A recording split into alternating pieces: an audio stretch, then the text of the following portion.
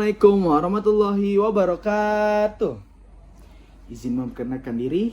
Nama saya Muhammad Mario Makalitutu dengan NIM 64251705. Saya dari S1 Manajemen Fakultas Ekonomi dan Bisnis. Saya berasal dari UBSI Bina Sarana Informatika yang berasal dari Senen.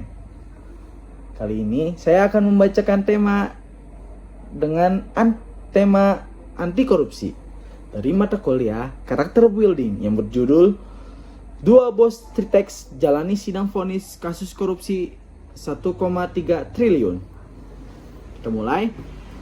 Kasus dugaan korupsi dan penyimpangan fasilitas kredit senilai 1,3 triliun yang menyeret dua bos besar Tritex ini mencerminkan sebuah kegagalan sistematik dalam tata kelola korporasi di mana manipulasi laporan keuangan dan penyalahgunaan kepercayaan perbankan dilakukan secara struktur demi menutupi kerapuan finansial perusahaan yang selama ini tersembunyi di balik nama besar sebagai raksasa tekstil Asia Tenggara.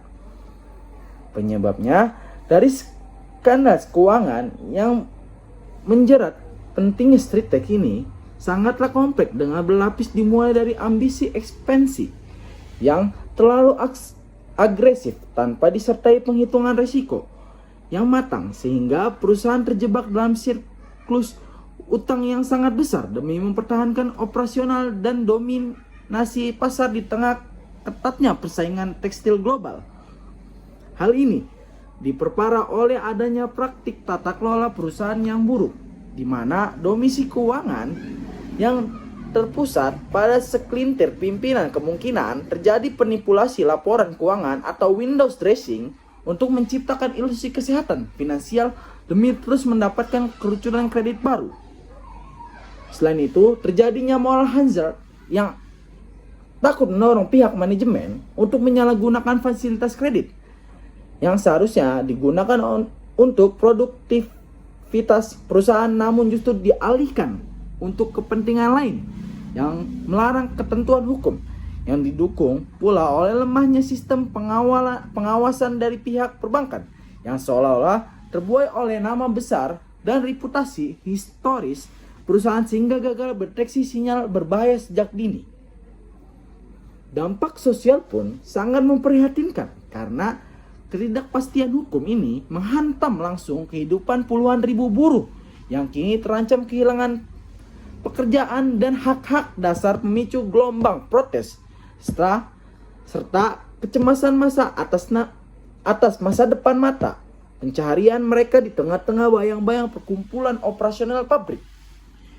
Lebih jauh lagi, skandal ini menghancurkan reputasi industri manufaktur Indonesia di panggung internasional, memicu skeptisisme mendalam di kalangan investor global terhadap transparansi tata kelola koperasi di tanah air. Dan pada akhirnya memaksa perbankan untuk memperketat akses perdana yang beresiko mencekik pertumbuhan sektor tekstil nasional secara keseluruhan. Melihat korupsi senilai 1,3 triliun menjerat pimpinan Tritex, ada perasaan ironi yang sangat mendalam. Tritex selama ini dikenal sebagai bangsa nasional raksasa tekstil yang besar produk dipakai oleh militer dunia. Namun kasus ini meningkat saya bahwa reputasi besar bukanlah jaminan integritas.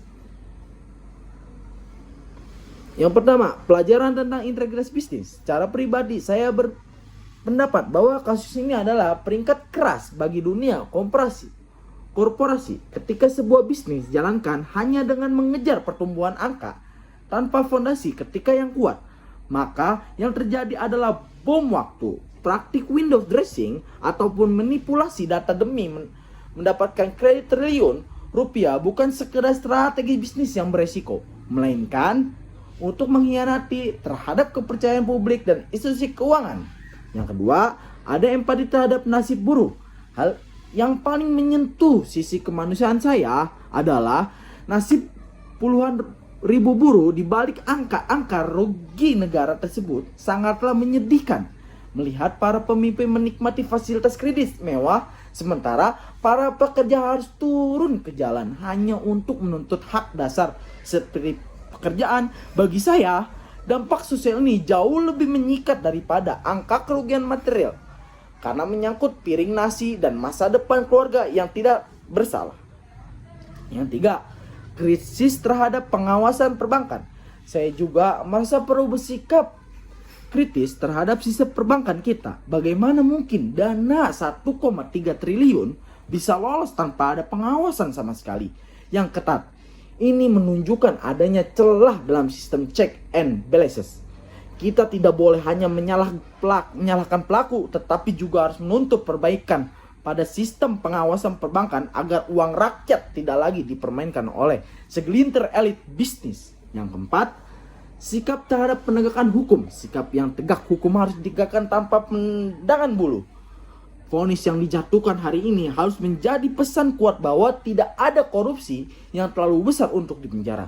Namun, saya juga berharap proses hukum ini tetap memperhatikan kelangsungan hidup perusahaan sebagai entitas ekonomi agar ribuan buruh tidak menjadi korban cuci piring lagi atas kesalahan kepemimpinan.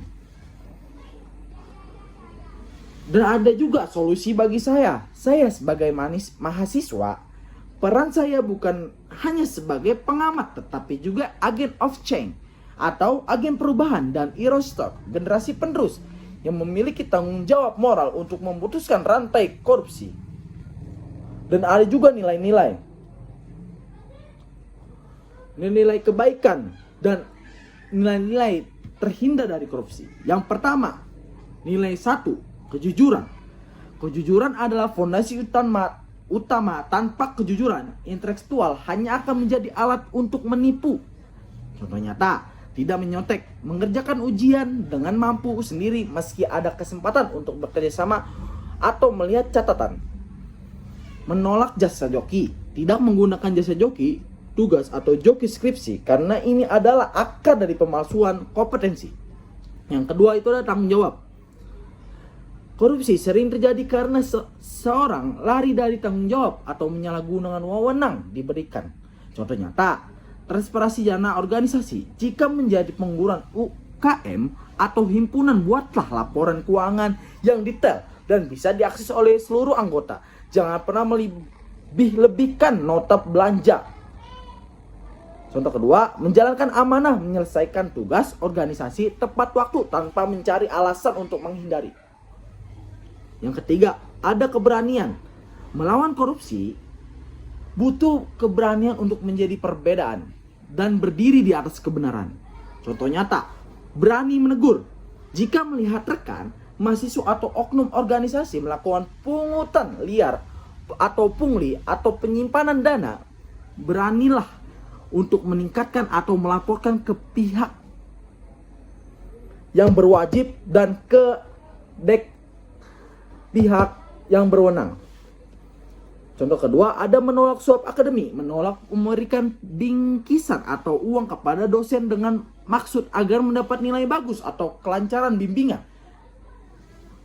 Terus juga ada yang keempat, nilai kedisiplinan dan kesederhanaan. Banyak koruptor lahir karena gaya hidup mewah dan dipaksakan dengan kebiasaan meremehkan aturan kecil. Awas, hati-hati, aturan kecil bisa jadi besar buat kita sendiri dan buat orang lain. Jangan meremehkan hal kecil, karena hal kecil suatu saat nanti akan menjadi besar. Makanya itu, disiplin dan kesederhanaan adalah contoh nilai kebaikan. Contoh nyata, disiplin waktu, hadir di kelas tepat waktu, atau bentuk anti korupsi waktu. Gaya hidup bersahaja, tidak terjebak dalam kompetensi gaya hidup mewah di kampus bisa memicu keinginan untuk mencari uang dengan cara instan ataupun haram. Yang kelima, keadilan. Sikap adil mencegah kita mengambil hak orang lain untuk kepentingan pribadi atau kelompok. Ingat, keadilan itu suatu kewajiban. Untuk apa? Menjadi kita berani jujur, berani tanggung jawab. Di sini ada contoh nyata, rekrutmen organisasi yang objektif memilih anggota atau ketua organisasi berdasarkan kompetensi, bukan karena mendekat, pertemanan atau kesamaan daerah. Contoh kedua, pembagian tugas kelompok memastikan semua anggota kelompok berkontribusi secara adil, tidak membiarkan satu orang bekerja sendiri sementara yang lain hanya titip nama. Sekian dari saya, Muhammad Mario Makalitutu mengucapkan wassalamualaikum warahmatullahi wabarakatuh.